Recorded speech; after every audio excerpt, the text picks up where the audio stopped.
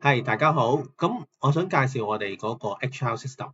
嗱，我哋簡單介紹我哋嘅 HR system 咧，我哋有後台嘅 set up 啦，我哋有前台咧，店長咧去幫人排更啦，同埋每一個員工咧有佢哋自己嘅 self service 嘅。咁我哋 support 個support 嗰個 responsive web，咁咧係可以前台嘅嗰啲店員咧可以咧喺手機度上到網嘅。可以做到咧申請假期啦。好啊，店員先啦，咁可以申請假期啦。佢可以咧，如果佢係 senior 嚟講，可以批假啦。咁佢可以咧睇翻自己啲 payslip 啊咁樣嘅。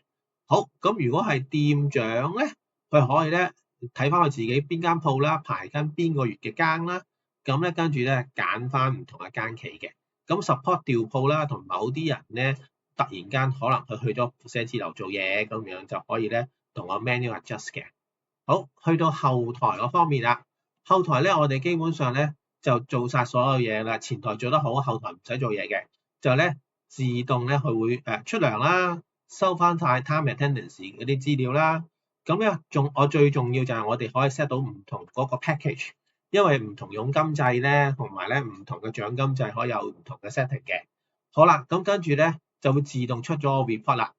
咁同埋咧有一紮嗰個 analyst 嘅 report 嗰方面啲嘢嘅，係啦，咁亦都會有本身嚟講咧，可以咧批假啦，成件事咧就係全部咧係 support 即係F&B 啊 retail 最古靈精怪418 713嘅，同埋有埋個 dashboard 嘅。咁有興趣可以問我哋公司詳細做個 demo 啊。多謝大家。